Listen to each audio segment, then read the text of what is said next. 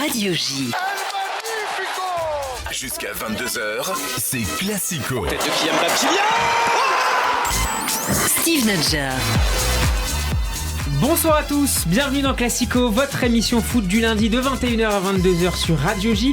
Très heureux de vous retrouver avec au programme ce soir le résultat mi-figue mi-raisin hier soir de l'Olympique de Marseille en clôture de la 27e journée. Les Olympiens ont dû se contenter d'un nul 2 buts partout face à Strasbourg. L'OM a-t-il un problème au Vélodrome? Réponse dans la première partie de cette émission.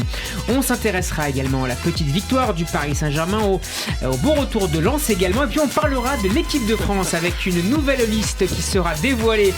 Ça fait rire Alex par Didier Deschamps, alors qu'une nouvelle polémique a éclaté ce week-end entre le sélectionneur et Karim Benzema. Voilà pour le menu de ce Classico. À suivre, le casting du soir. Bonsoir Alexis Vizan. Bonsoir à tous. Comment vas-tu Alexis? Très bien. Prêt. Ton image de foot préférée du week-end? Reims. Franchement, 18 matchs en défaite. Ça commence à être vraiment très impressionnant. Tu fais nul à Paris à la dernière minute en général. Quand tu fais un bon résultat contre Paris, le match d'après souvent c'est la cata, et là ça n'a pas été la cata. Gagner à Monaco, même si Monaco est depuis un peu moins bien, non franchement Reims c'est très impressionnant. Qu'est-ce qu'ils peuvent espérer? Est-ce que après ça va tenir? Est-ce qu'ils vont viser l'Europe? Et 18 matchs de championnat, c'est même dans l'histoire de la Ligue 1 c'est rare, hein, donc, c'est très, on y reviendra d'ailleurs tout à l'heure. Bonsoir également à un revenant, Alexandre Daron. Salut Alex. Salut Steve. Alex, on ne t'a pas encore entendu, c'est important, sur l'élimination du Paris Saint-Germain face au Bayern Munich. Mais tu veux que j'en parle maintenant? Oui, j'en. Donc moi c'est pas d'image du week-end, c'est l'élimination. Si, on y reviendra aussi. Mais... Non, comme l'a très bien dit Kylian Mbappé, c'est le maximum qu'il pouvait faire. Enfin, c'est pas étonnant. Voilà, c'est t'as tout. pas été déçu, pour toi c'était... Bien sûr que si, t'es toujours déçu quand tu perds un match et que t'es pour le PSG et que tu perds une qualif en Coupe d'Europe. Mais je trouve que Mbappé a la bonne formule. Qu'est-ce qu'il aura manqué? C'est le maximum qu'on pouvait faire. Honnêtement, de l'engagement, puis rien en fait, parce qu'ils n'ont pas le niveau. Ils n'ont pas le niveau, donc à partir de là, tu peux chercher ce qui leur a manqué. On peut faire 3 émissions, tu rejoues ces matchs 20 fois, tu le perds 19 fois. Voilà. Donc c'est pas du tout immérité. Non, c'est pas immérité, le Bayern méritait de se qualifier. Notre invité du soir, journaliste notamment RMC et Eurosport, il signe chez Marabout avec Ken Fernandez un livre intitulé Merci les Bleus, et dans lequel il revient sur l'épopée de l'équipe de France lors de la dernière Coupe du Monde. David Lortolari, bonsoir. Bonsoir Steve, bonsoir à tous. Et merci d'avoir accepté notre invitation. Merci. Bienvenue dans Classico. David, quel a été votre chouchou pendant cette Coupe du Monde sur laquelle nous reviendrons tout à l'heure autour de l'affaire Benzema une nouvelle fois? Votre coup de cœur? J'ai travaillé longtemps sur le poste de gardien de but qui est si spécial, et du coup ça vient tout en haut de ma liste, les gardiens, et un Hugo Lloris sur cette Coupe du Monde là qui nous a encore fait des choses assez improbables. C'est le premier nom qui me vient à cette question spontanée. Vous pensez que Mike Maignan pourra se mettre au même niveau que le gardien de Tottenham? Oui. Il y en a les qualités? Oui, je le crois, et on a un indice parmi d'autres récent. Il revenait de blessure, et dès son retour, il y a quelques jours, avec le Milan AC, il a livré une belle prestation, et on s'est dit, voilà, on avait des doutes, on se disait est-ce qu'il va mettre un peu de temps à revenir. Il a été tout de suite à la hauteur, donc c'est aussi une qualité d'un grand joueur. Partagez cet avis de David, ouais. Alex et Alexis. Déjà sur penalty, je pense qu'il sera meilleur que Lloris. Ouais. Et ensuite, non, mais Maignan, franchement, c'est ce qu'il fait, c'est super. Milan, Champion de France, champion d'Italie. Ouais, mais Milan, il revient très bien en Ligue des Champions. Il fait quand même les arrêts qu'il faut. On sent que la défense milanaise, elle est plus sereine avec lui. Donc on sent qu'il arrive à dégager quelque chose de fort pour ses défenseurs. Donc non, moi je suis plutôt confiant pour Maignan aussi. Alex, toi t'es plus Bernard Lama, mais peut-être que tu as un avis malgré tout sur Mike Maignan. Non, j'adore Mike Maignan, c'est un super gardien, mais c'est pas le seul. Il y a plein de gardiens en France. On dit que c'est lui qui va prendre la suite de Lloris. Enfin, le chantier, c'est que le début à ce poste de gardien. C'est pas sûr pour toi, il peut y avoir une concurrence avec Lafont par exemple. Ouais, Lafont, ou même le gardien de Lens, Samba. Franchement, il peut y avoir une vraie concurrence, et c'est plutôt cool d'ailleurs, plutôt agréable de savoir qu'il y a une suite qui peut arriver, même avec Areola. Non, je rigole. Non, mais savoir qu'il y a une suite qui peut arriver. Tu vas faire un remake de ce qui s'est passé au PSG entre Donnarumma et. Non, Deschamps tranchera. Chers auditeurs, Classico est à suivre sur radioj.fr, en vidéo sur nos pages Facebook et Twitter. Émission également disponible après sa diffusion sur la page YouTube de la radio. Vous pouvez partager et commenter nos contenus sur Twitter, Instagram et TikTok. Classico saison 3, épisode 89. C'est parti. Radio J. Radio J. Jusqu'à 22h, c'est Classico. Radio J. Steve Nadjar.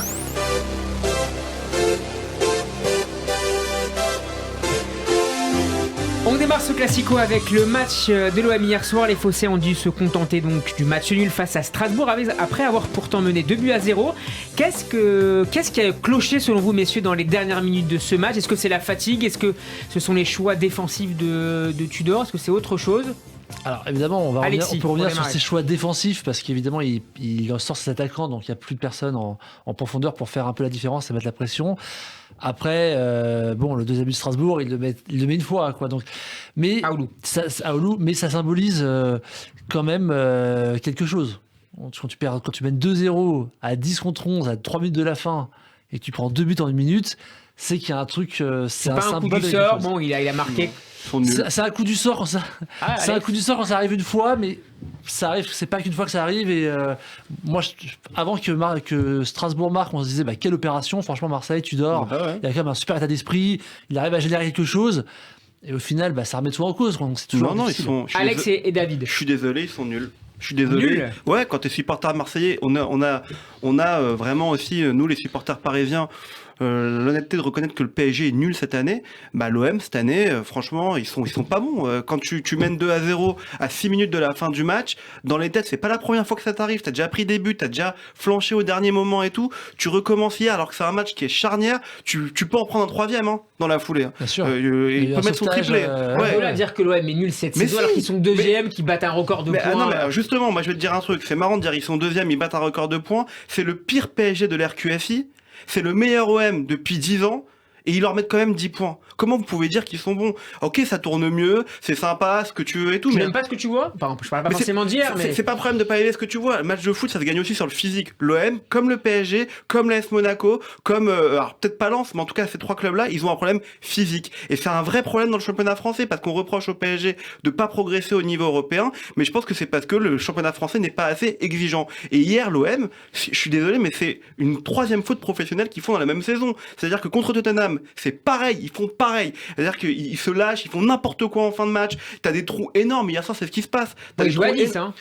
Mais peu importe, il fait rentrer. Non, mais si, parce qu'il fait rentrer 2 défenseurs. Normalement, il doit compenser en faisant rentrer ces 2 défenseurs. Où est-ce qu'ils sont ces 2 défenseurs sur les dernières occasions? Nulle part. Tu sais même pas où est-ce qu'ils sont sur le terrain. Ça, c'est le premier point. Et le deuxième point, franchement, on nous a vendu Alexis Sanchez au début de la saison comme le mec qui allait sauver l'Olympique de Marseille. Je veux bien, c'est un super joueur. Il y a pas de problème. Mais force est de constater qu'il s'est pas imprimé dans le système de jeu marseillais. Donc oui, je dis ils sont nuls et je suis désolé, mais c'est la vérité. David Lortolari, est-ce que vous partagez cet avis assez excessif, mais on l'aime bien quand même? Excessif, ouais. C'est Alexandre.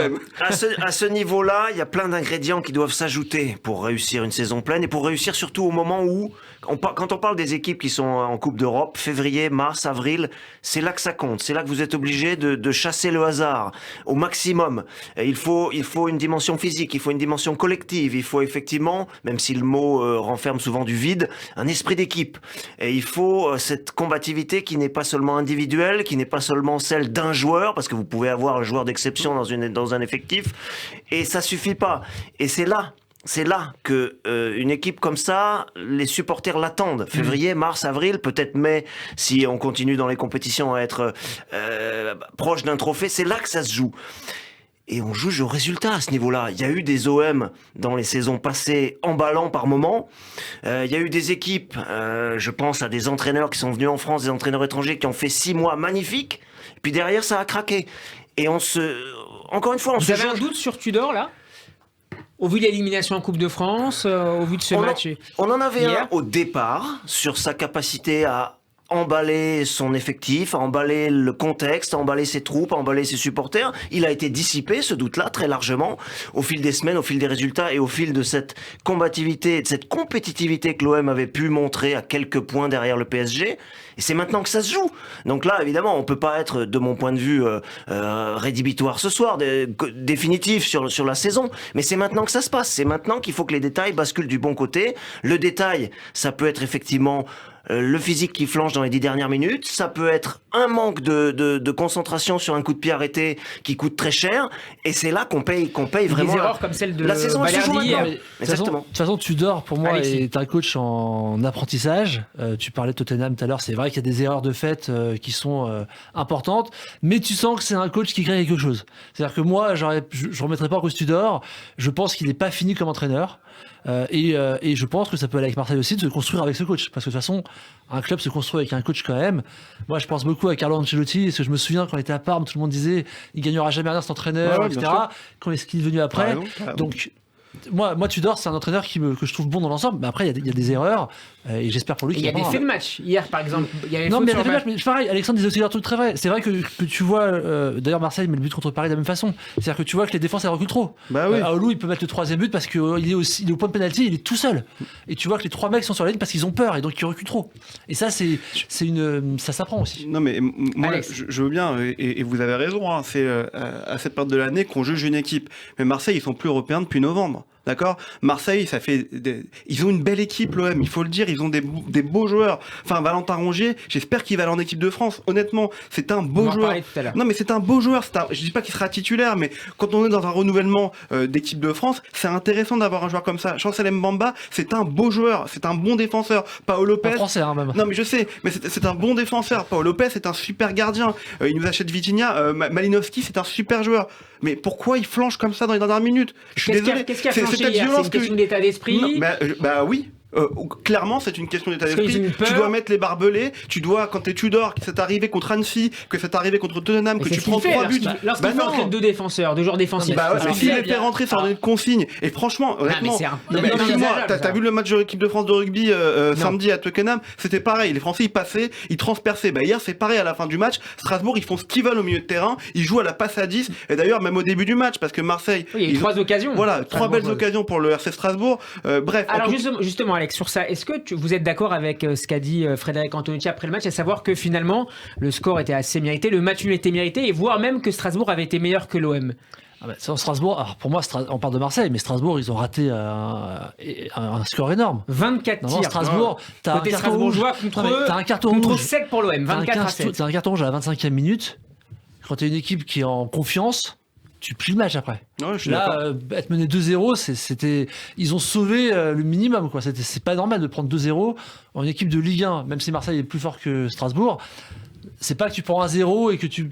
Là, 2-0, c'est fort quand même. Donc, Ouais, non, Strasbourg perd beaucoup et ce qui s'est passé pour eux n'est pas normal. David Lortolari, sur la performance des Strasbourgeois et les déclarations d'Antonetti.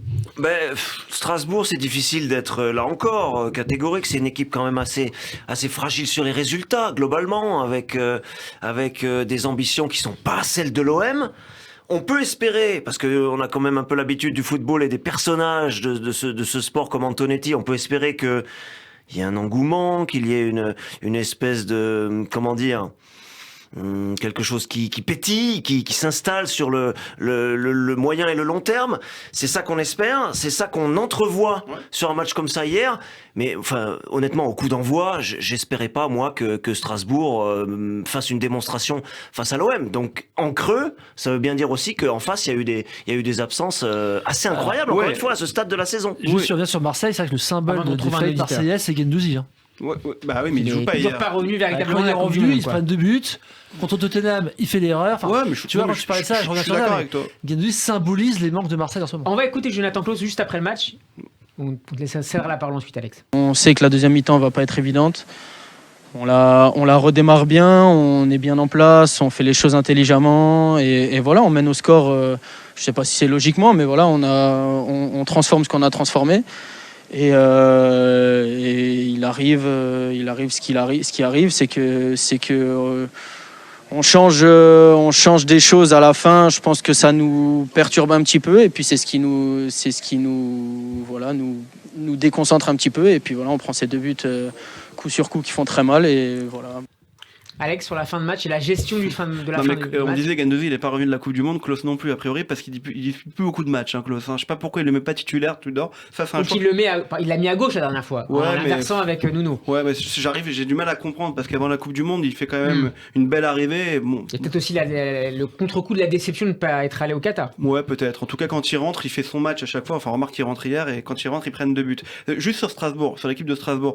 Ok, je suis d'accord avec vous. Hein, ils ont pas normalement l'effectif, ou en tout cas l'objectif de faire une grande saison. Mais quand tu regardes les joueurs ligne par ligne hier, C'est pas si mal, hein. c'est pas dégueulasse cette équipe. Quand tu regardes le Sanson, gardien, Diallo. Diallo, Aoulou, même Djikou derrière, Diallo. Gamero.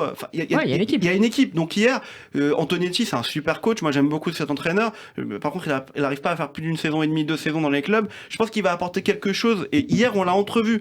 Mais encore une fois, hier soir, je pense que c'est la faillite de l'OM et c'est la faillite totale de l'Olympique de Marseille. Et je sais qu'on va en parler. Balerdi, le carton rouge, oui, à carton rouge, mais c'est aussi la faillite de ce joueur. Et hier soir, c'est terminé pour lui. Je pense que les Marseillais n'en veulent plus et on peut que comprendre pourquoi. Et pourtant, ils en On va sauvent poser deux la avant. question justement à un Ils sauvent supporter deux buts marseillais qui nous rejoint d'ailleurs depuis Marseille. Bonsoir Raphaël. Bonsoir. Et merci Bonsoir, d'être avec Steve. nous. Alors Bonsoir tout le monde. qu'est-ce que peut faire Tudor déjà du cas Balerdi? Balerdi, c'est très très rare. Pourquoi on commence direct par Balerdi comme ça, c'est sûr. Non, Balerdi, c'est très très compliqué. Ici, on n'en peut plus. On n'en peut plus de lui parce qu'il fait 2 bons matchs, 3 bons matchs, et puis à chaque fois, il fait des erreurs. Il fait des erreurs énormissimes qui coûtent Manque énormément d'expérience. de points. Honnêtement, manque d'expérience, mais je pense manque de talent. Manque de talent, il n'a pas le niveau pour jouer pour une équipe qui joue les 3 premières places. Il nous coûte, il fait des CSC, c'est le seul joueur qui a marqué plus de buts contre son camp que dans le camp adverse. Hier, il fait une faute. Bon, alors je veux pas. L'expulsion est sévère quand même. polémiquer. L'expulsion est sévère quand on voit que certaines C'est capitaines un de défenseur, grandes c'est équipes- Non, c'est la oui, règle. mais hein. Il d'accord. le touche, mais il n'y a pas Mais de quand tacle, on il ne voit, pousse pas. oui, mais quand on voit que certaines capitaines de grandes équipes mettent des coups de pied dans le ventre et Allez. on appelle un carton jaune, on peut Non, mais concentrez-vous On peut sur se l'OM, demander- Raphaël. Concentrez-vous sur bien l'OM. sûr. Non, mais je suis obligé de parler de Paris quand je passe avec les radios. De Paris, c'est indispensable.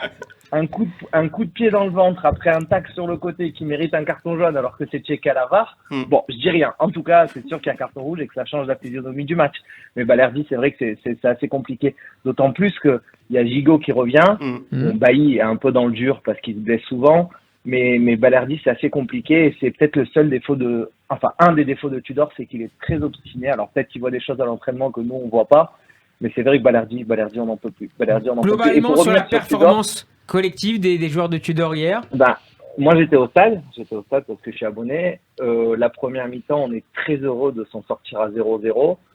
Et après, quand on gagne de 0, on y croit jusqu'au bout. Beaucoup, j'ai discuté avec pas mal de copains qui critiquent les choix de Tudor. Mais moi, j'ai envie de dire que si Tudor ne sort pas on mène 2-0 à la 84e minute. À domicile, on joue à 10 contre 11. Je pense que s'il sort pas un offensif pour faire rentrer un défenseur Pour et préserver le prendre but, résultat, on va ça, dire c'est quoi logique. On va dire quoi? On va dire pourquoi il a laissé un attaquant alors que ça sert à rien, alors que gagne 2-0 et qu'il reste 6 minutes. Non, mais. Alors, allez, mais c'est vrai- Alexandre n'est mais pas c'est vrai d'accord que sur le l'inconvénient- choix. Raphaël, vous êtes abonné. Mais- Vous êtes abonné. Vous avez Oui. vu Tottenham, vous avez vu Annecy, vous avez vu Strasbourg hier. Mais franchement, moi je suis supporter du Paris Saint-Germain. Alors, Et je veux dire, j'en ai marre de mon équipe. Je trouve ça scandaleux ce qu'ils font sur certains matchs. Comment vous pouvez trouver des excuses hier, et à Tudor, et à l'équipe, pour dire on mène 2-0, on est à Alors, 10 moi, je contre 11 à la pense- fin non, du match. moi, C'est je pas cherche normal. pas. Il rentre 2 défenseurs, et ben il doit Ok. les rentrer avec une âme de guerrier Alors, il et rentre- dire on La casse des jambes.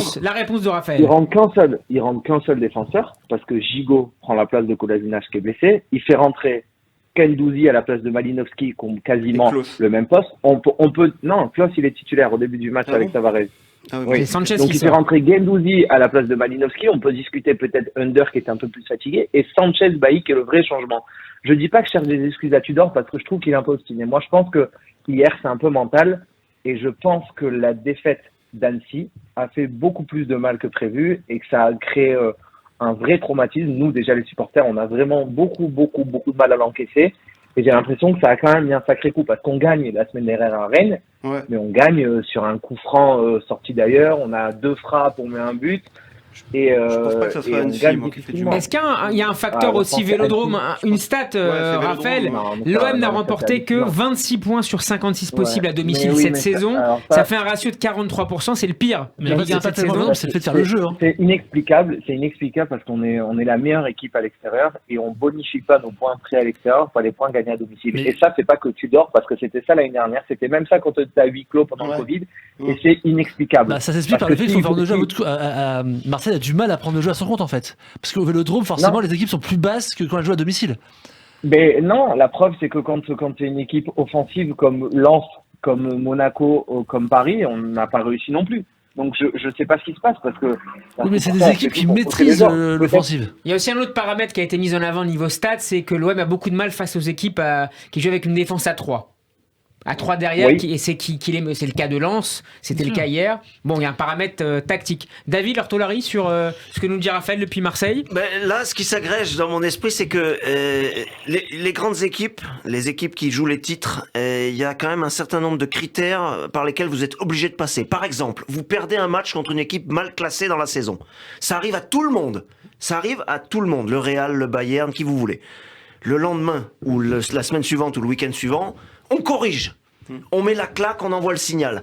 Ça, si vous n'avez pas ça, c'est un souci. Et on parlait d'Annecy. Moi, je n'ai pas d'avis tranché sur ce rendez-vous manqué là, mais derrière, il faut une réaction nécessairement. Ça veut dire que l'équipe est mature, ça veut dire qu'elle a avancé, ça veut dire qu'on a quelque chose qui peut en imposer à l'adversaire. Ça, c'est un critère. La réaction, elle a été là à Rennes. Hein. Ah ouais. Mais oui, mais la justement, réaction, on l'a eu à Rennes. Mais... vous disiez, Raphaël, que c'était quand même un peu limite, que c'était un peu tangent. Oui, il y a le résultat. à Rennes, effectivement. oui, c'est vrai. À Rennes, c'était limite. Et hier encore, c'était limite. Après, c'est vrai que je pense que l'expulsion et jouer à 10 nous a fait beaucoup de mal. Mais c'est vrai que je vous accorde que même dans les 20 premières minutes, on n'a pas reconnu.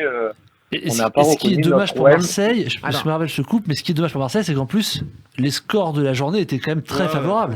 Avec la défaite notamment de Monaco. On pouvait mettre 7 points. On pouvait mettre 7 points à Monaco et garder notre distance de 4 points à Lens. Et c'est vrai que la semaine prochaine, on joue à Reims, qui n'a pas pris un but depuis 6 matchs et qui est monstrueux depuis 3 mois.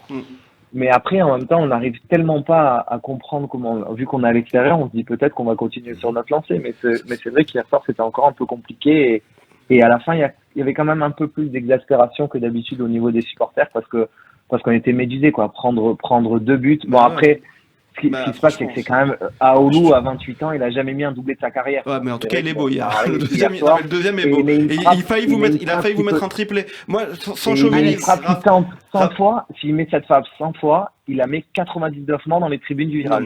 Et bon, hier soir, il faut t'aurais récupéré le ballon. Sans chauvinisme, Raphaël, moi je pense que c'est pas le match d'Annecy qui vous a fait du mal, c'est le match du Paris Saint-Germain. Honnêtement, je pense que vous pensiez, et ce qui était logique, vous étiez en bonne position, vous étiez deuxième, vous pouviez jouer le titre, vous pensiez pouvoir battre le Paris Saint-Germain. Ça a été alors t'étais au stade, peut-être que tu vas nous le dire ou me contredire. Ça a été un peu une douche froide et je pense que c'est compliqué de se relever de ça derrière.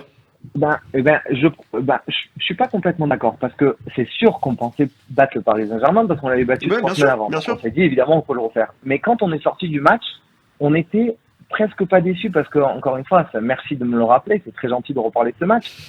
Il y a presque pas eu photo. Et Mbappé a fait ce qu'il a fait. Ouais. Mais Annecy gagnait 1-0. À domicile, à la mi-temps, en pleine semaine, devant 65 000 personnes contre le 17e de Ligue 2 et perdre 2-1 en penalty avec Monsieur Balerdi qui a loupé son penalty aussi et qui est responsable des 2 buts. Hein, c'était lui aussi déjà il y a 10 jours.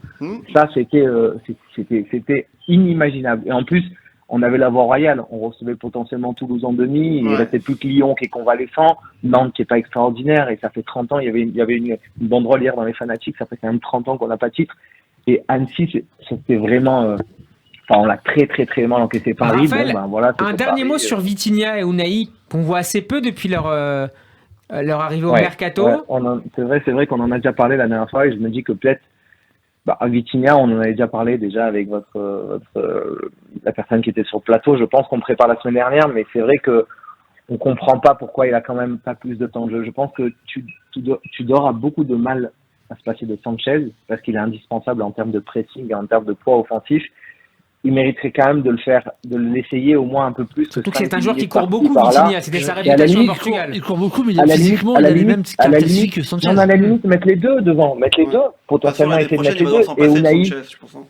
Et Unai hier avec ses courses et sa rapidité, peut-être qu'à la fin il aurait pu mettre un peu plus de pressing. C'est vrai que au début, on se disait, mais quand on voit qu'il y avait une hésitation avec Mofi et que bon, peut-être l'adaptation Vitinha, mais en attendant, Mofi, il plante. Donc l'adaptation, oui, mais Mofi, il avait l'habitude de grand. En attendant, l'adaptation, elle est un peu longue et c'est vrai qu'il mériterait un peu plus de temps de jeu quand même. Merci beaucoup, Raphaël, d'avoir été avec nous. Avec plaisir. Très bonne soirée, à très bientôt dans Classico. À bientôt, Steve. Messieurs, c'est l'heure de jouer dans Classico. Radio J. Ladies and gentlemen, let's get ready to rumble! Classico. Je rappelle que David Lortolari est notre invité ce soir pour son livre publié aux éditions Marabout. Merci les Bleus aux portes de la victoire dont on parlera tout à l'heure. David, premier quiz de la soirée, on va parler des événements, des faits de ce week-end en Ligue 1 avec 3 buts. Ils sont redoutables, attention David. Alex et Alexandre. Avec 3 buts en 4 minutes et 30 secondes contre Clermont, Loïs Openda a égalé ce week-end le record du triplé le plus rapide de Ligue 1 en 21e siècle, qui était détenu jusque-là par Lionel Messi. Mamadou Silou. On parlait ce week-end, j'ai bien suivi ça. Et ça commence très fort. Avec un premier point pour Alexis sous le maillot de Lille. 4 minutes et 34 secondes. Le Stade de Reims, dont on a parlé tout à l'heure, a battu Monaco ce week-end. Le club de Will Steele est désormais invaincu depuis 19 matchs. C'est la meilleure série d'Europe actuellement. Qui détient le record d'invincibilité en Ligue 1? Nantes. 32 matchs. Nantes de locaux.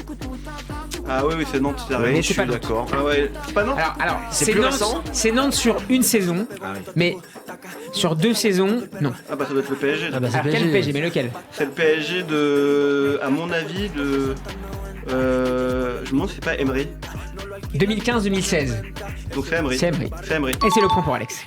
Attends, t'es sauté derrière. Avec 36 matchs. C'est quand même. C'est vrai, avec Loco Pedros et la bande à Coco suédois. Will Steele est le deuxième entraîneur invaincu lors de ses 17 premiers matchs dans les 5 grands championnats européens au 21e siècle. Qui était le premier? Ah bah c'était pas Marcello Lippi? Non. C'est un Italien ou pas? C'est un Italien. Donc Carlo Ancelotti. Non. Non, à part, mais c'est pas possible. Non, je sais pas que c'est un Italien, je le Ah laisse. ouais. Alors, David. un entraîneur européen? Ouais. Invaincu sur ses 17 premiers matchs. Oui. Ah, je sais, Flick. Non. Hansi Flick, non. J'y ai pensé, mais non. Invaincu sur ses 17 premiers matchs. Trapattoni. Non. Bah non, je sais pas. Un Espagnol.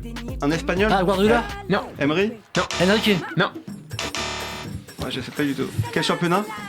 Espagnol, la Liga. Ah bah si c'est un Espagnol en Espagne, ça peut être que Enrique. Ah non, bah non, Enrique, Ouais, tu l'as j'ai dit. Titre. C'est l'entraîneur du Barça. Ouais. Ah, c'est Tité. Alors oui, non, c'est Ouais. lui après qui est malheureusement décédé. Après Guardiola. Ouais. Alors Ah oui, c'est le. Ah oui, je vois. Tito. Villanova. Et voilà, Villanova. Le premier point pour David. Il est décédé, Villanova? Ah, il est décédé le pauvre. Malheureusement. Historiquement, quel club détient le record d'invincibilité des grands championnats européens? Pas le Bayern. Arsenal. Bayern, ouais. Alors, le Bayern. Arsenal. Arsenal. Ah oui, Arsenal sur la saison. Arsenal. Ouais. Ah oui, Arsenal, ouais. Arsenal. Alex, Arsenal, vous avez faux tous les trois. Autre proposition? Dans les Bah, grands Barcelone, championnats. alors. Ouais. Barcelone. Barcelone. Mais tu dis oui ou non? Barcelone pour Alex. C'est non. Alexis. J'avais dit, bah, je vais rester en Allemagne, je veux dire Mönchengladbach. Et c'est non. La Juve. Non. Et on se rapproche. Ah donc c'est Ah, Milan Milan AC. AC. Le Milan AC. AC des années 91-93. C'est vrai. À 21 ans et 252 jours, Folarin Balogun est devenu le plus jeune joueur à marquer au moins 16 buts. Lors de sa première saison en Ligue 1, depuis un certain Mohamed Salem avec ceux d'Antorcy en 1960-61, en marquant encore 2 buts, il deviendra le meilleur buteur anglais sur une saison de Ligue 1, mais à égalité avec qui? Un anglais aussi ou pas? Pas un anglais. Odell.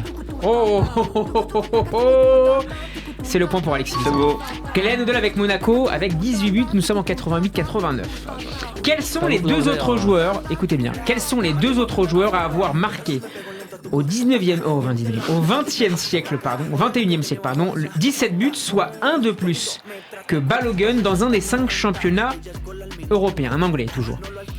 Ah, Erling Haaland. quels sont les deux joueurs Non, c'est pas un anglais. Deux Ouais, autres ouais. joueurs anglais à avoir marqué au 21e siècle 17 buts dans un des 5 grands championnats européens. comprenant l'Angleterre. Bah, il y a Comprenant Angleterre, Harry mais c'est Kane. pas en Angleterre. Harry Mais c'est Kane. pas en Angleterre. Et c'est pas Harry Kane. Owen. Ah c'est pas Non. en Angleterre. Wayne Rooney. Attends, cette saison. Non, Non, Wayne pas- Rooney. non, Maintenant c'est pas en Angleterre. c'est pas en Angleterre. Je vous aide. Ah, Ah c'est dur. David, non. vous devez pouvoir trouver assez facilement. Ouais. Ça doit être en Allemagne. Je suis bloqué sur les milieux de terrain, donc j'ai du mal, parce que c'est En forcément un attaque. attaquant. Ah bah Bellingham non? Non. Je sais pas. Honnêtement c'est dur hein. Alors il y en a un qui a signé à la Roma, je vous aide. Ah, Abraham. Abraham, c'est le premier. Tammy Abraham Tammy pour le Abraham. premier. Le deuxième, Il a signé où? Dortmund. Bah c'est pas le même. Mais cette saison on parle. Non, c'était Non, en alors c'était 2019, Sancho. 2020. Sancho. Sancho. Ouais, Ouais, comme c'est un milieu de terrain passeur. Alexis, qui avait dit le premier? Tammy Abraham, c'est les deux, hein. Ça fait ouais. 2 points pour Alexis. Benjamin Pavard a marqué ce week-end un doublé avec le Bayern Munich, c'est le premier doublé de sa carrière. Combien de buts a-t-il marqué dans sa carrière pro en club? 5, je crois. 5, J'allais dire 5 aussi, mais je vais dire du coup 6. 6. Ouais, j'allais dire 5 aussi, donc on va monter à 9. Et voilà, c'est comme ça qu'on joue au juste prix, ça fait 13, c'est le point Très vite. pour David. Le Brésilien Richarlison s'est vu refuser un but ce week-end avec Tottenham, c'est dommage. Ça aurait été son premier but cette saison en Première Ligue, un championnat qu'il pourrait néanmoins quitter au mercato pour rejoindre quel club? Selon la rumeur. J'ai pas regardé la rumeur transfert. Quel joueur? Richarlison. Ah, je sais pas du tout. Alors pour le coup, je sais pas du tout. Étonnant. C'est pas en Europe, c'est en Europe. C'est en Europe, un grand club européen. Ah bah l'Inter. Non, Un des deux Manchester non, Non, c'est qui quitte l'Angleterre. À Paris. quitte pour remplacer l'Angleterre. un Français, Ah, éventuellement. Pour Un lui Français succéder, ouais. En tout cas pour l'épauler. mais dans quel. Non, En Espagne. En Espagne.